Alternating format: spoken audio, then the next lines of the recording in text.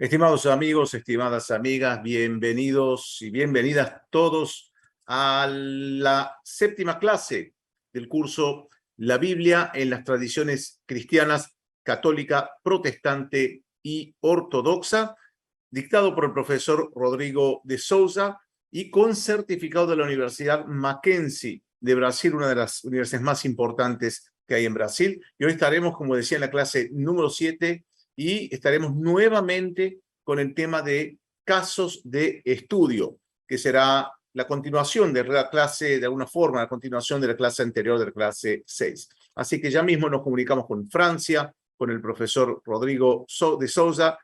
Hola Rodrigo, un gusto saludarte. Hola Ariela, muy contento de estar con vosotros una vez más. Qué bueno. Y bueno, ya estamos acercándonos al final de este curso, así que ansiosos y expectantes de esta clase número 7. Sí, claro, yo también. Adelante, Rodrigo, cuando quieras. Muy bien, aquí está el PowerPoint.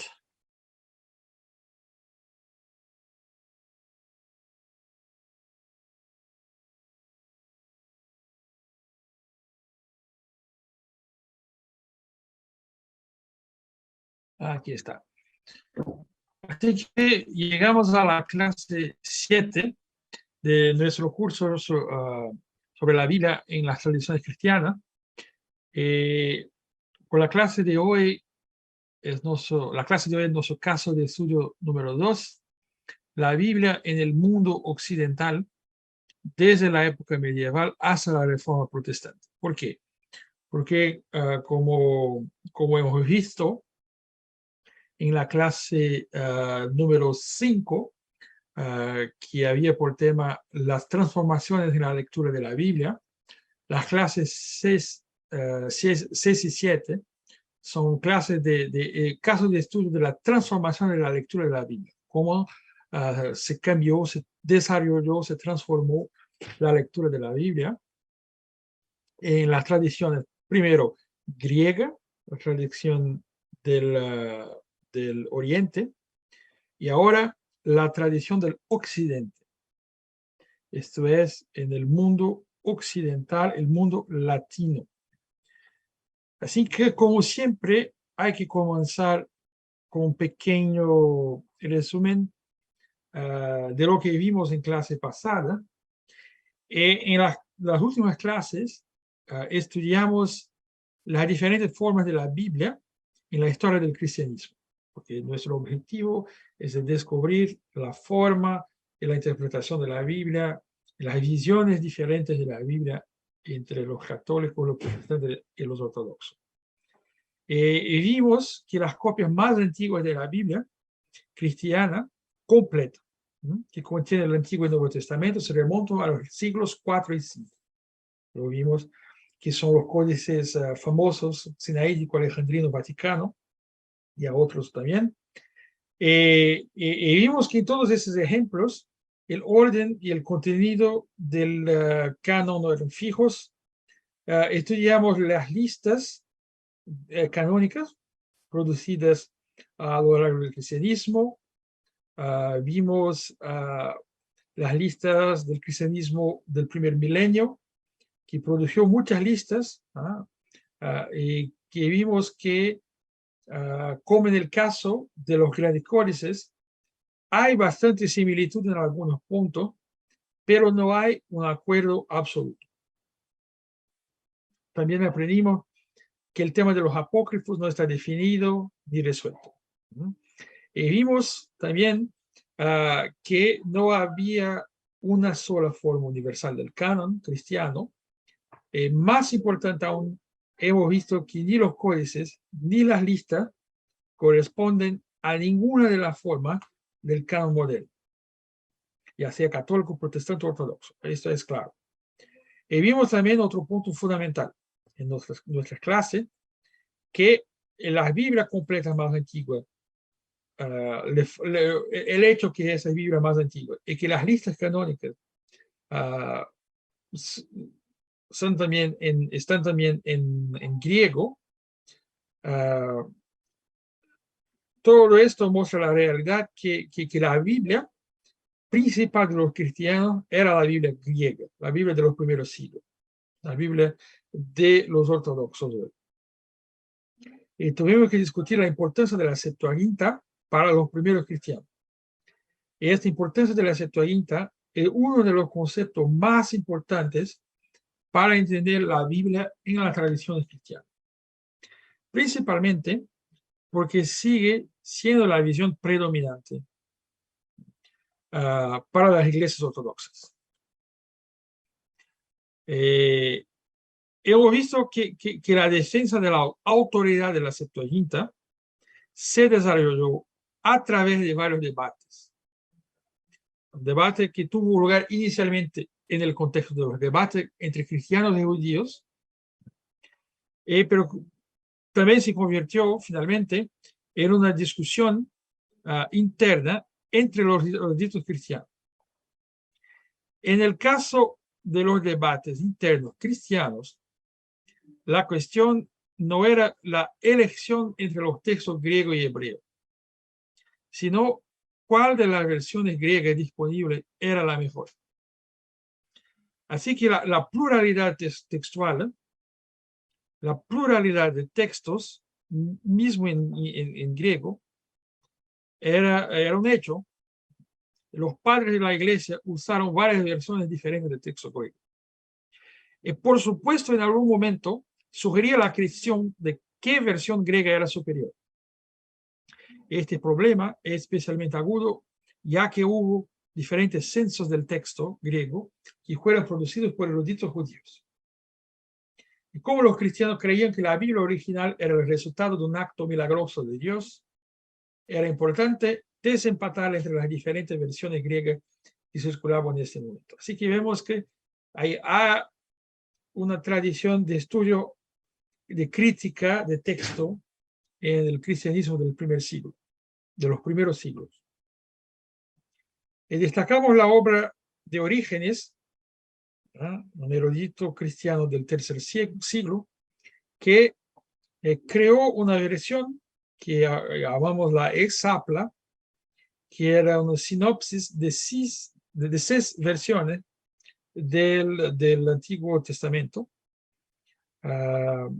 Primero el texto hebreo, el transliterado hebreo y 4 otras versiones, todas en griego, para comparar que ellos son los mejores manuscritos, los mejores textos. Este estudio apunta para la importancia del texto hebreo, mismo si Orígenes no había la intención de decir que el texto hebreo es el mejor. Otros que vieron después de Origen vieron que la Septuaginta era una traducción. Así que el texto hebreo es el texto original.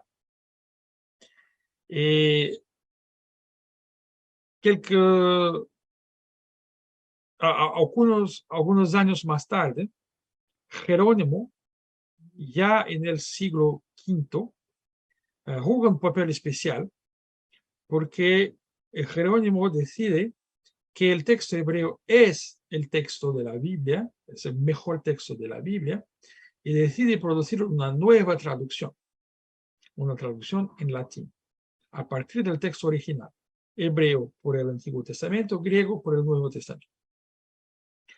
Y él produció esta Biblia que llamó Yuxta Hebreos, la Biblia según los textos hebreos, y que más tarde se conoció como la Vulgata, que significa común, la Biblia oficial de la Iglesia Católica.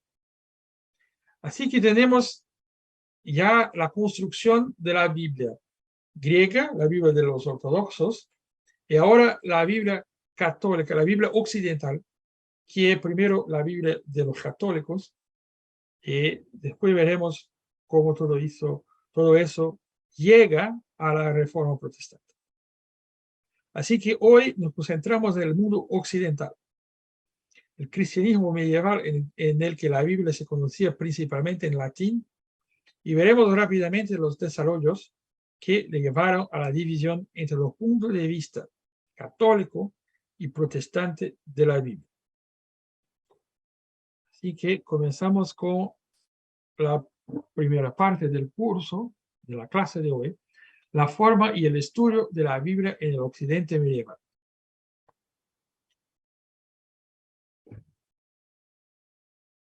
Aquí está. En el periodo medieval, la Biblia se consolidó como uno de los principales vehículos de la cultura occidental.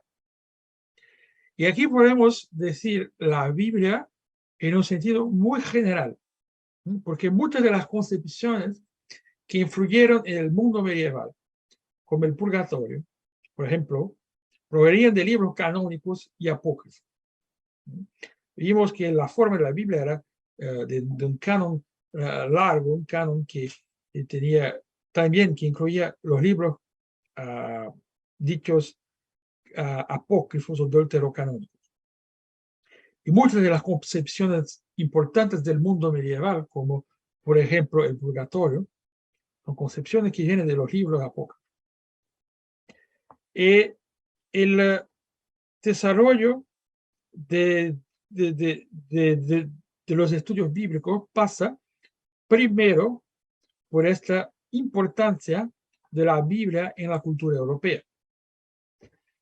Pero más específicamente para nosotros, lo que es importante es la creación y el desarrollo del estudio académico de la Biblia.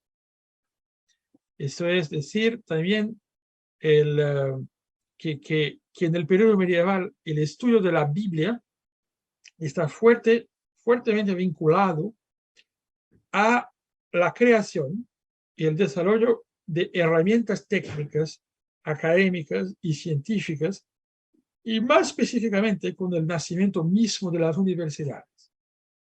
Así que las primeras universidades del siglo XIII, como la Universidad de Salamanca, de Bolonia, de Cambridge, de Oxford, las primeras universidades son muy importantes para comprender el desarrollo del estudio de la Biblia. La organización del currículo teológico, es decir, que las primeras universidades estudiaban la Biblia. La Biblia era el texto base de las universidades. Y la organización del currículo de las universidades, es decir, también el currículo teológico, era una misma cosa. La organización del currículo teológico medieval impactó la noción de autoridad de las escrituras. Esto es decir, que leer y estudiar las escrituras fue fundamental para la teología, para la empresa teológica de la Edad Media. Y de hecho, antes del final del siglo XII, la Biblia, del siglo XIII, la Biblia era el único texto definido en las escuelas medievales, en las universidades. Y al final del siglo XII, y en el siglo XIII, el estudio de las escrituras era típicamente seguido por un curso sobre la doctrina cristiana, organizado en tópicos, en declaraciones o oraciones o comentarios sobre el texto bíblico. A lo largo de la Edad Media, surgieron preguntas sobre la integridad de los textos recibidos, centrándose, claro, en la calidad de los textos y de los comentarios y la relación entre el texto de la Biblia latina, la Vulgata de Jerónimo, y el texto hebreo. Toda esta pregunta, si el texto de Jerónimo era un texto, una buena traducción, si los manuscritos que las universidades y las iglesias tenían eran los buenos manuscritos, etc. Cuestiones de crítica textual.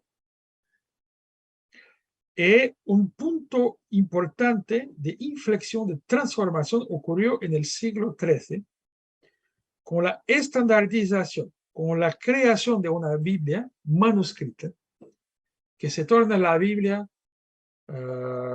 que se puede decir la Biblia principal, la Biblia estándar, y que es la Biblia de París. ¿Qué es la Biblia de París? La Biblia de París es un término que he utilizado para describir un códice. ¿Y qué es un códice? Vimos que un códice es un libro, un manuscrito. Y la Biblia de París es un manuscrito que se originó, claro, en París y que, como podemos ver en esta imagen, es un texto muy bonito, es un manuscrito que representa una innovación muy importante. Como vimos, hasta principios del siglo XIII no existía una estructura única para el orden de los libros bíblicos. En el caso de la Biblia en latín, a menudo se presentaba la Biblia en 4 volúmenes. Vimos que en la Biblia griega, al mismo siglo IV, había ya Biblias en un único volumen. No era el caso para la Biblia latina. La Biblia latina, hasta el siglo XII, se presentaba a menudo en 4 volúmenes. La Biblia de París es única para su época porque es un pandecta, es decir, un volumen único. Pandecta es un volumen único que contiene toda la Biblia. Así que esta es una Biblia completa. Este volumen único, completo, tiene una orden uniforme del canon que es similar al orden de la Biblia moderna utilizada hoy. La Biblia católica, claro, porque contiene también los textos de los apócrifos. Entre 1230 y 1280, esta Biblia fue copiada y difundida ampliamente en Europa, más que cualquier otra copia de la Biblia. Así que esta es la Biblia de base, puede decir, la Biblia de base para la Biblia moderna. La Biblia que nos conocemos hoy es inspirada de la Biblia de París. En cada pandecto, cada volumen, contenía los libros apócrifos, contenía también 64 prólogos baseados principalmente en los comentarios de Jerónimo. Un prólogo es una introducción a cada libro de la Biblia, escrito por Jerónimo, también por otros autores. Esta Biblia contiene también un índice de interpretaciones de los nombres hebreos, lo que muestra que en esta época, siglo XIII, había ya un interés de conocer poco el hebreo y la interpretación de la Biblia según los hebreos. Mientras que la Biblia del siglo XIII se dividieron en capítulos, esa Biblia de París y las otras Biblias copiadas de la Biblia de París, se dividieron en capítulos. Todavía no incluían versículos numerados. No hay número de los capítulos y no hay número de los versículos, pero hay una división que es clara. La división, como se puede ver acá.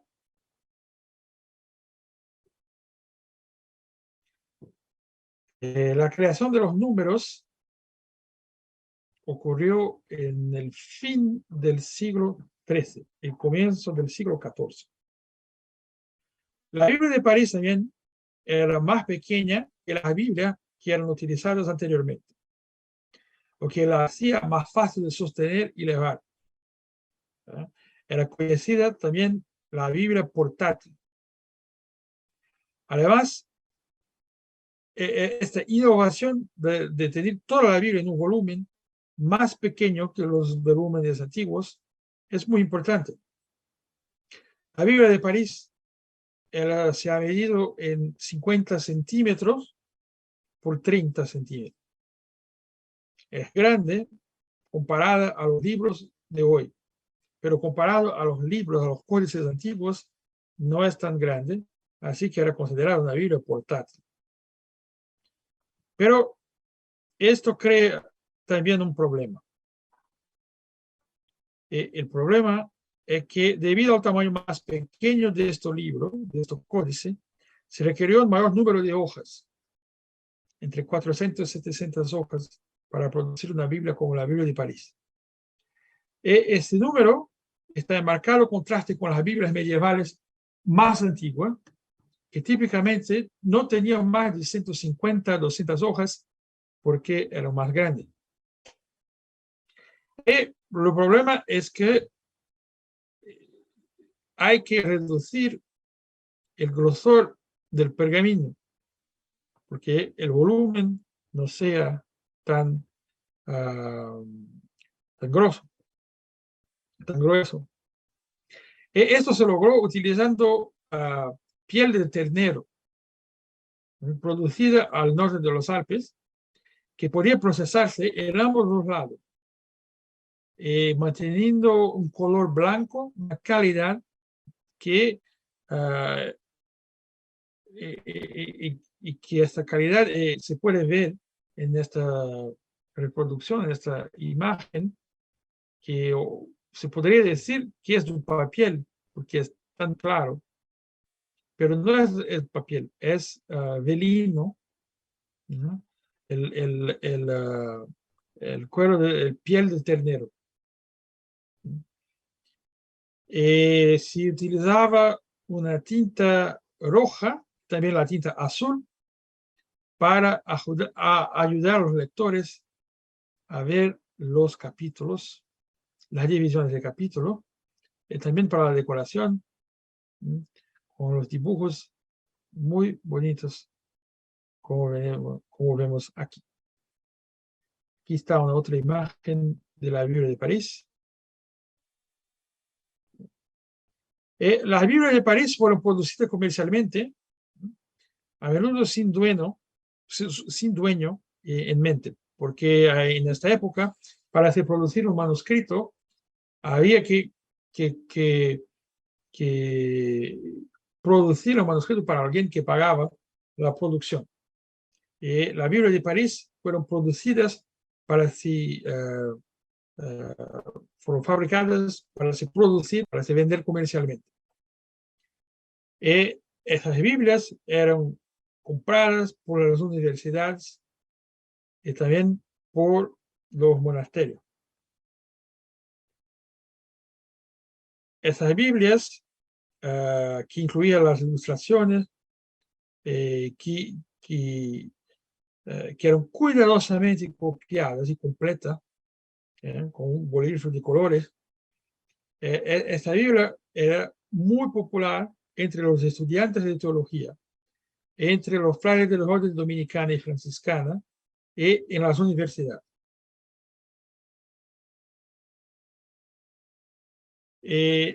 La fundación de muchas universidades en el siglo XIII puede considerarse como una de las principales transformaciones que determinaron cómo cambiaría el estudio de la Biblia. La Biblia de París fue concebida para estudiar la teología que era recientemente introducida en las nuevas universidades. Y es por eso que había el deseo de reorganizar el formato de la Biblia para que los estudiantes, los maestros y los predicadores de las universidades pudieran obtener información de manera efectiva, para encontrar fácilmente los textos en la Biblia. Por eso, las Biblias de París eran producidas de esta manera. A menudo se copiaba la Biblia, los textos, se copiaba también comentarios para ser utilizados como un texto para el estudio teológico.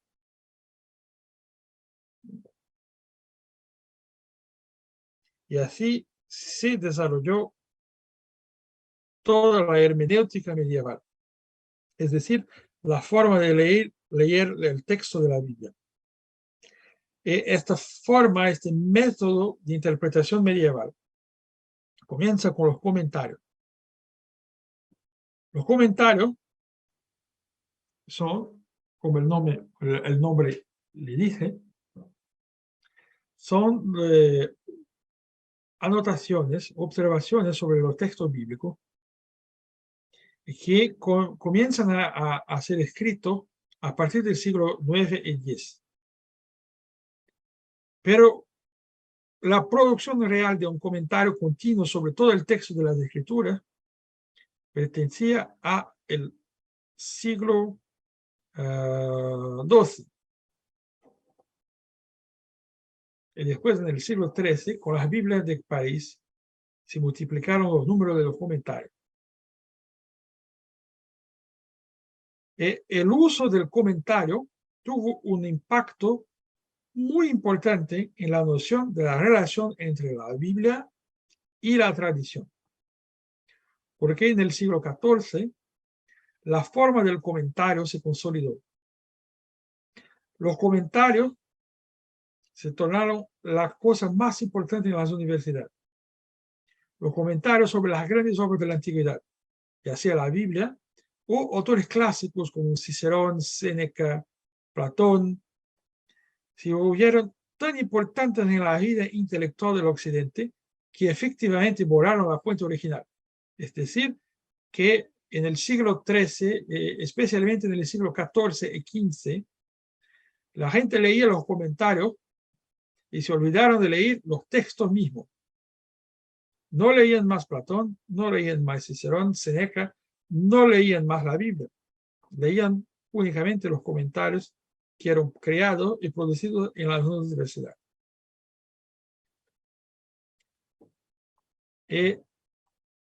Una otra cosa que se produjo en esta época es lo que llamamos los 4 sentidos de la escritura. Eso es un otro principio muy importante de la hermenéutica, es decir, de la forma de leer los textos en la época medieval. Es en este momento más o menos, o sea, siglo XIII, XIV, que también se ve la formalización de un principio que se ha utilizado, claro, desde los padres de la Iglesia, y que hoy, hasta el día de hoy, en el Catecismo Oficial de la Iglesia Católica, se propone como la forma estándar de interpretar la Biblia, que es la interpretación de la Biblia que llamamos la cuadriga, o los llamados 4 sentidos de la Escritura.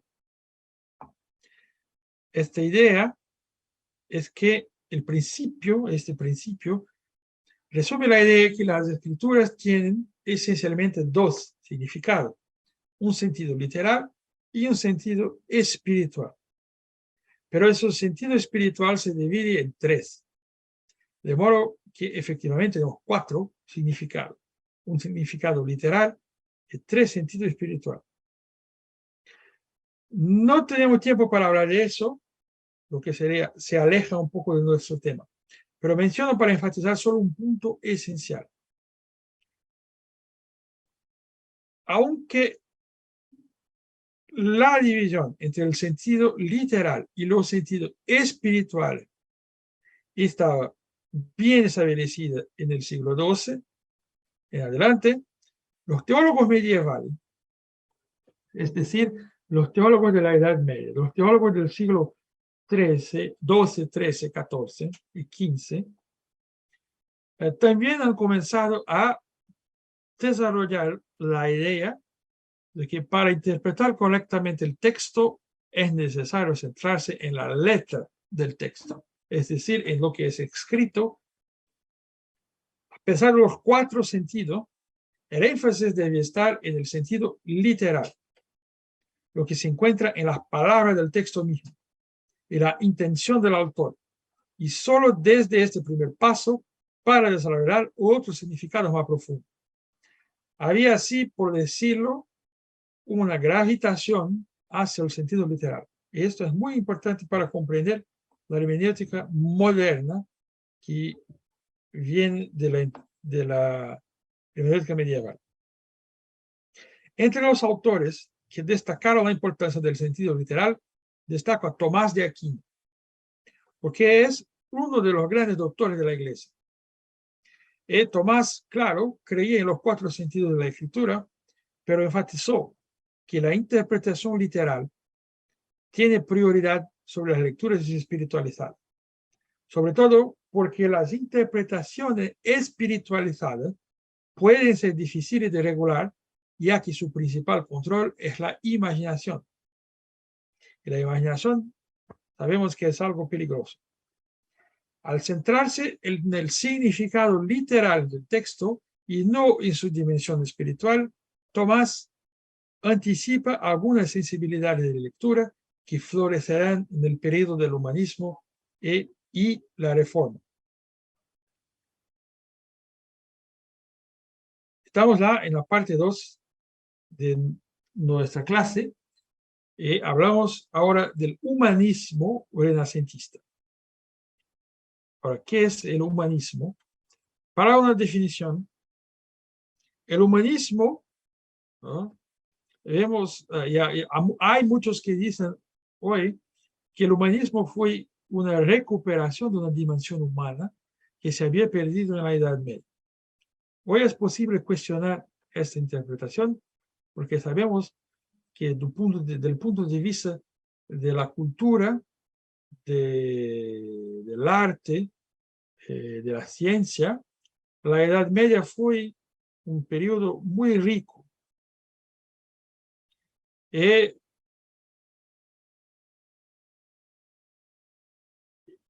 Sobre todo el humanismo fue un redescubrimiento de los textos antiguos y una reconfiguración de la relación entre los hombres y los textos, entre la humanidad y los textos que produjo. Aunque el humanismo tiene muchas facetas diferentes, solo una nos interesa por nuestra clase. Aquí nos centramos en cómo el humanismo significó un redescubrimiento de los textos antiguos, o mejor dicho, el descubrimiento de un nuevo camino para acercarse de los textos antiguos. En el Renacimiento, el humanismo renacentista, una importante revolución hermenéutica es la creación de nuevos enfoques, nuevas técnicas, nuevas tecnologías para leer los textos antiguos. Hay también que discutir un principio muy importante que fue creado en la época del humanismo, que es el principio ad fontes. En latín, ad fontes, es decir, el principio que se desarrolló a partir de los estudios de la Biblia y la teología que mencionaba. Y fue el de elevar el estatus de los textos originales. La idea de volver a las fuentes originales, es decir, ad fontes, hasta las fuentes originales, para entender el verdadero significado de los textos, gana en vigor. En el Renacimiento hubo insatisfacción con una situación en la que los textos originales no son más leídos. Esta distancia entre los textos originales afectó no solo la lectura de la Biblia, sino también la lectura de otros textos de la antigüedad. Todos, por así decirlo, fueron enterrados bajo una multitud de comentarios. La gente leía únicamente los comentarios y no leían los textos mismos. Y la gran novedad del humanismo fue la idea que para conocer a estos autores y sus ideas era necesario leer los textos reales que escribían. Y esto elevó el estado del texto original. Esto que es decir, el principio ad fontes. La idea de ir directamente a la fuente no implicaba descartar por completo los comentarios o la historia de la interpretación, sino que significaba un nuevo enfoque de los textos. Primero, requería un conjunto diferente de habilidades y herramientas. Otras que las herramientas privilegiadas en la época medieval, que trabajaban sobre todo con la retórica y la capacidad de crear comentarios y de conocer los comentarios de los otros. Pero ahora tenemos la búsqueda de un encuentro directo con los textos. Y esto motivó un interés sin precedente en los idiomas originales en los que los textos habían sido escritos. Así que se lanzan los fundamentos del estudio moderno del griego para leer el Nuevo Testamento, para leer Platón, para leer los autores que escribió en griego, del hebreo para comprender la Biblia y la tradición de los rabinos también, y mismo el árabe. Todo ese interés por el aprendizaje de las lenguas antiguas surge durante este periodo. El principio Alfontes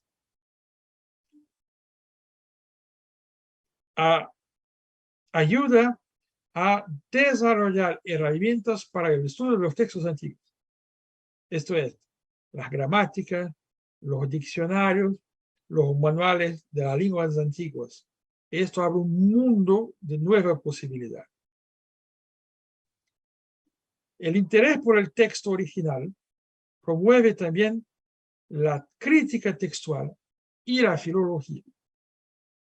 La crítica textual es la disciplina que busca comprender los diferentes manuscritos y la diferencia entre los manuscritos antiguos.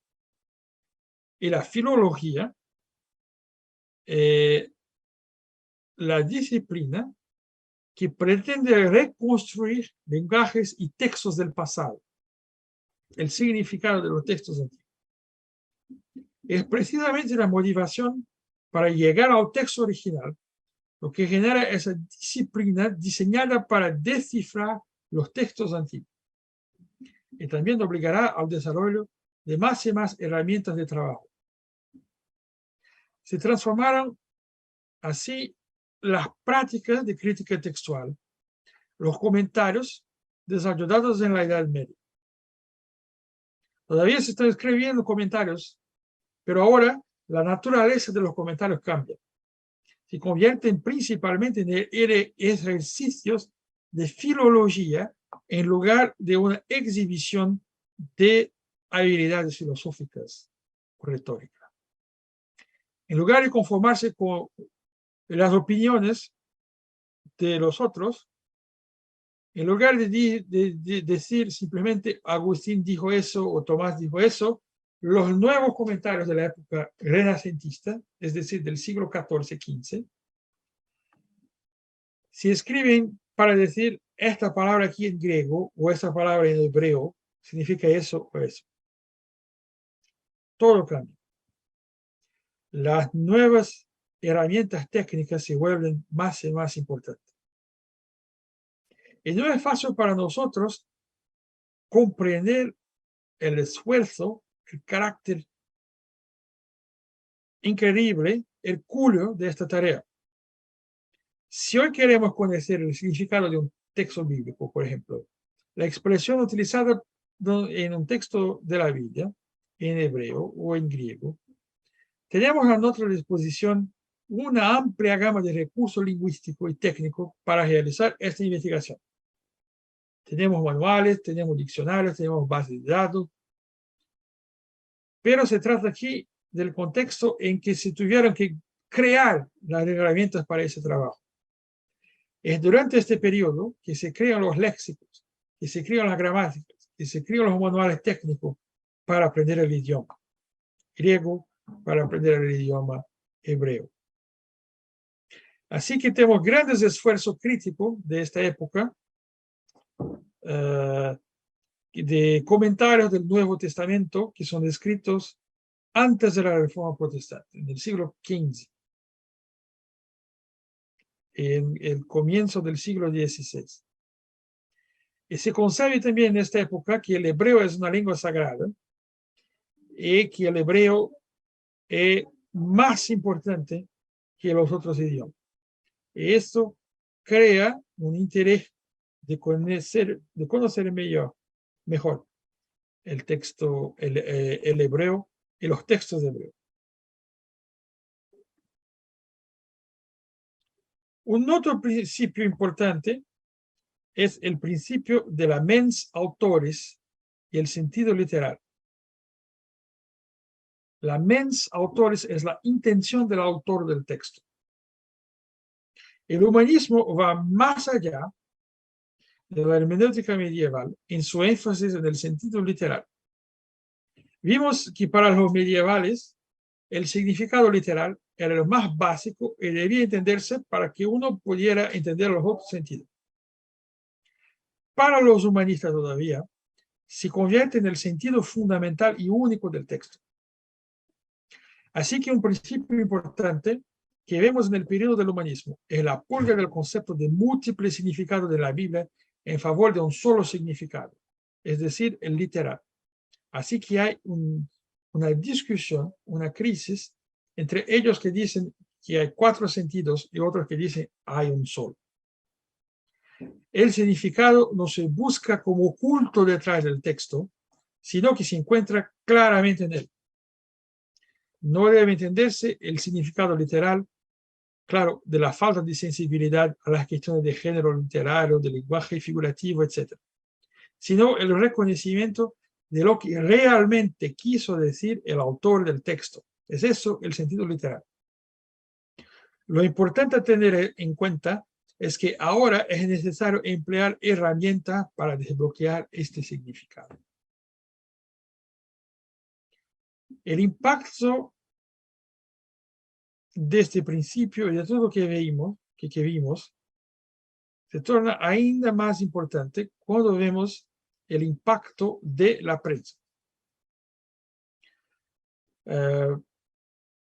Porque el renovado interés en los textos originales se combina con el deseo de ponerlos a disposición.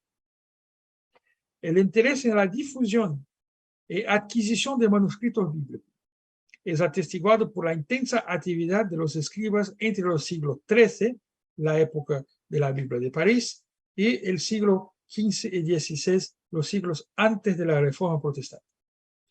La multiplicación de manuscritos en la época es intensa, pero es muy difícil de copiar más y más manuscritos. Y con la invención del tipo móvil, es decir, la prensa, todo cambia. Los estudios muestran la importancia de la prensa para catapultar el humanismo y la reforma.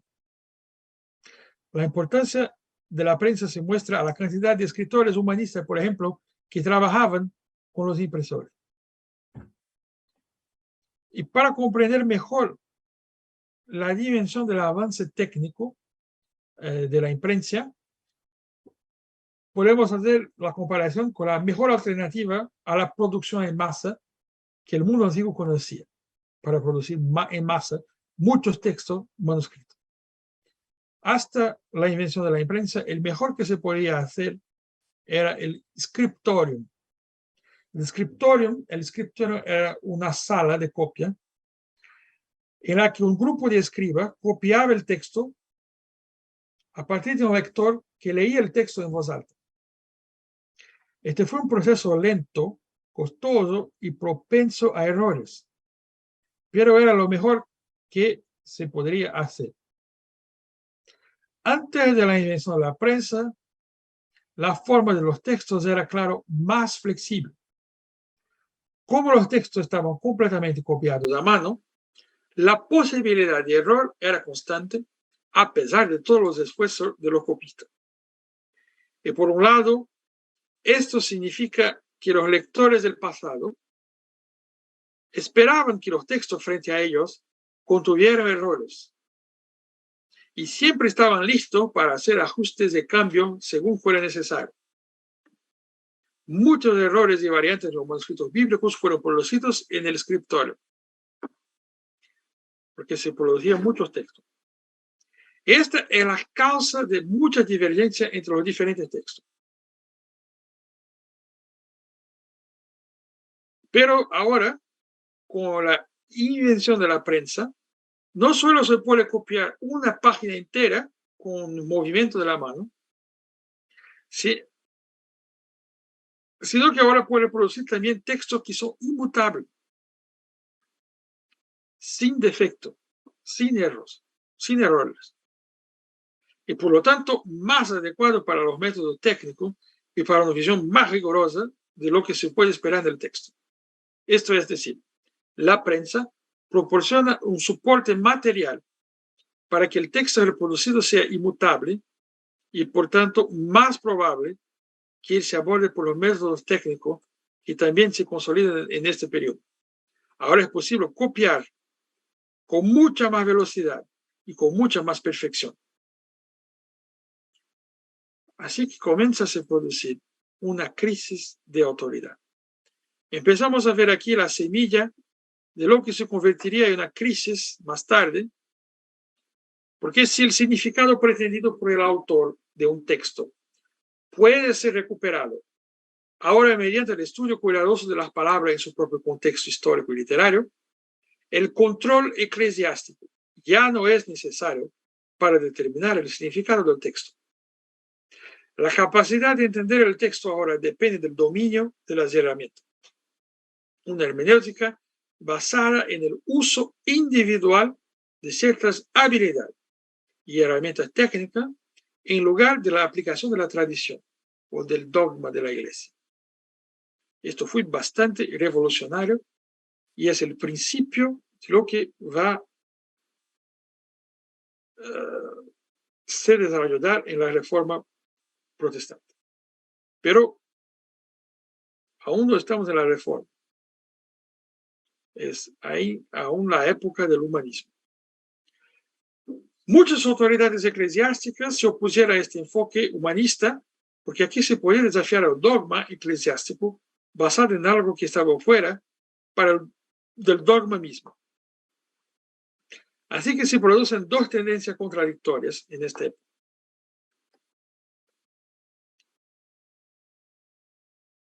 Y recordando una vez más que todavía no hay protestantes aún. En este momento solo existe la Iglesia Católica. Y en la Iglesia Católica, por un lado, hay una lectura cada vez más mística y distante de las herramientas técnicas que son creadas en este época. Y por un otro lado, hay otros católicos que están cada vez más interesados en emplear herramientas técnicas para leer el texto de forma responsable y mismo contraria a los dogmas de la Iglesia. Y esto es un debate, una discusión de esta época. Y finalmente tenemos también el problema de la inaccesibilidad de la Biblia. Porque la Biblia era un texto inaccesible para muchas personas.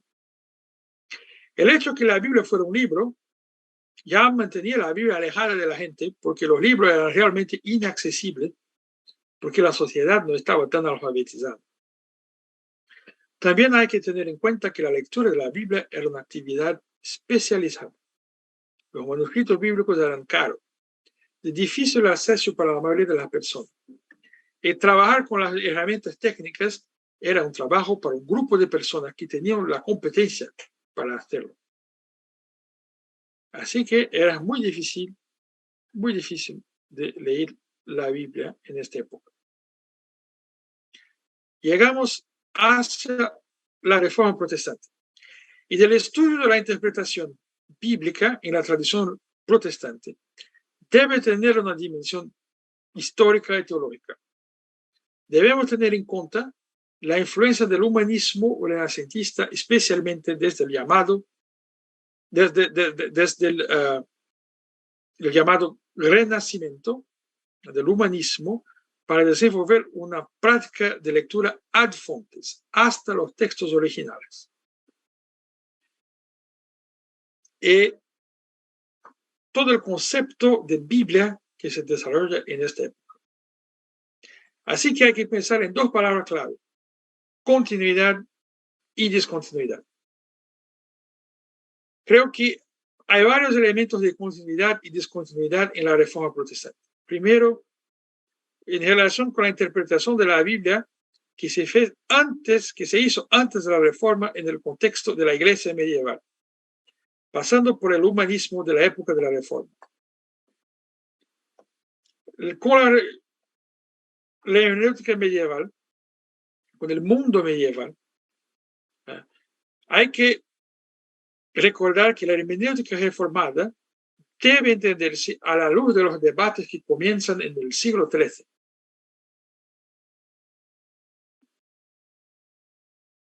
El problema del texto, el problema del canon, debatido en la época de la Reforma Protestante, como por los humanistas, viene de una discusión de la época medieval. Por supuesto, no se puede decir que los escritores medievales tuvieron la misma experiencia y mismo conocimiento del hebreo, del clasicista del siglo XVI. Pero ya había una discusión sobre la calidad de la traducción latina ya en el siglo XIII.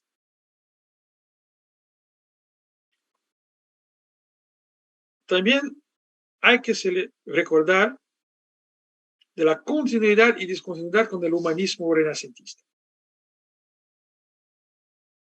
El humanismo tuvo una influencia muy significativa en el enfoque de los textos bíblicos en la Reforma Protestante. El humanismo promovió una transformación gradual del sistema medieval de interpretación y una renovación vigorosa del pensamiento hermenéutico, el pensamiento de la interpretación de la Biblia. Así que los reformadores integraron el trabajo filológico e histórico en su exégesis y centraron su atención en el significado literal de los textos, convirtiendo el sentido literal en el criterio por el cual todas las interpretaciones deben ser juzgadas. Un punto importante en que los reformadores siguieron los principios humanistas fue el énfasis en el significado literal del texto. Según los reformadores, según la Reforma Protestante, la letra del texto, es decir, su superficie lingüística, es el lugar donde se manifiesta el significado completo de la palabra de Dios, de la Biblia, por ellos. Y por ellos, el significado del texto no se esconde detrás o más allá de la letra. Este principio que va a transformar la visión protestante en la visión de la sola escritura, la escritura leída con las técnicas de interpretación. En conclusión, vemos entonces que el interés en la Biblia, en los idiomas originales, precede la Reforma Protestante. No fueron criados por la Reforma Protestante, así que es el contrario, es el revés.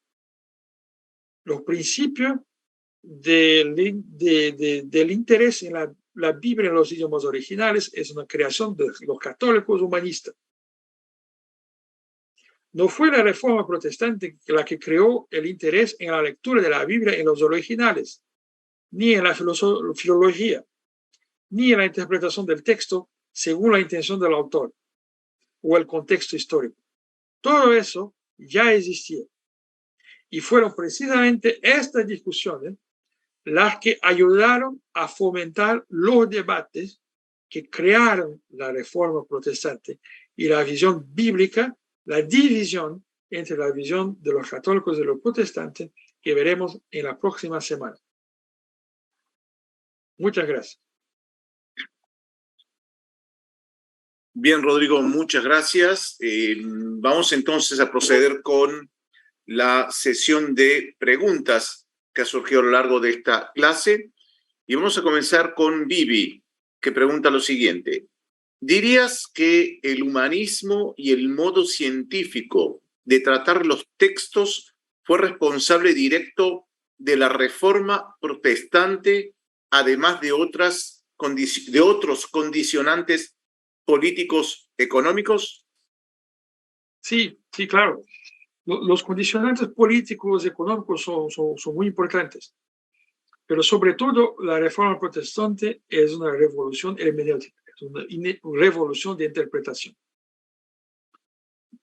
Todas las condiciones políticas, etcétera, son importantes, pero la transformación de la Reforma Protestante es la aceptación de los principios humanistas, de leer la Biblia según las herramientas y no solo según los dogmas. esta crisis que fue creada no por los protestantes, la crisis fue creada por los académicos que existían antes de los protestantes, que crearon la posibilidad de interpretar los textos y decir a partir de la lectura del texto original, hebreo o griego, que lo que está en el texto no es lo mismo que la iglesia dice. Así que se abre la posibilidad de discutir, de una discusión que no existía antes de la creación de estos métodos. Así que estoy de acuerdo con esta afirmación que son las revoluciones creadas por el humanismo que dan las condiciones para la creación de la reforma. Bien, pregunta Silvia, si las personas que buscaban leer los textos en la lengua original eran los más iluminados de la época, conocedores del hebreo y del griego. Sí, porque esas personas eran los profesores de los seminarios teológicos, de las facultades de teología, de las universidades, y que eran los únicos que en esta época tenían acceso a el conocimiento de las lenguas originales, ¿no? Y que trabajaban mismo para construir las herramientas para la lectura de estos textos. Hay que recordar que en esta época el acceso a la lectura era muy limitado, así que la gente en general no leía la Biblia, pero escuchaban la Biblia. En las ocasiones públicas. Solo los especialistas, solo los universitarios, solo los clérigos leían la Biblia. Así que eran ellos que habían el acceso a la capacidad técnica de leer los textos que desarrollaron esas lecturas. Ok, gracias, Rodrigo. Pregunta Carlos, si antes de la Reforma Protestante la Iglesia romana restringía el acceso a la Biblia a los monasterios, ¿produjo la Reforma un renacimiento del interés por la Biblia y un verdadero desarrollo teológico? El interés por la lectura de la Biblia es más antiguo que la Reforma. Comienza ya en el contexto de la Iglesia Católica. Y es ese interés mismo que crea las condiciones para la reforma. La restricción del acceso a la Biblia ocurrió porque los teólogos creían que la lectura del texto bíblico era peligrosa, porque el texto es difícil de comprender, decían ellos. Y para comprender los textos hay que emplear las herramientas correctas, las técnicas correctas. Hay que conocer la lengua, hay que conocer el contexto, etc. Así que decían que es muy peligroso que todos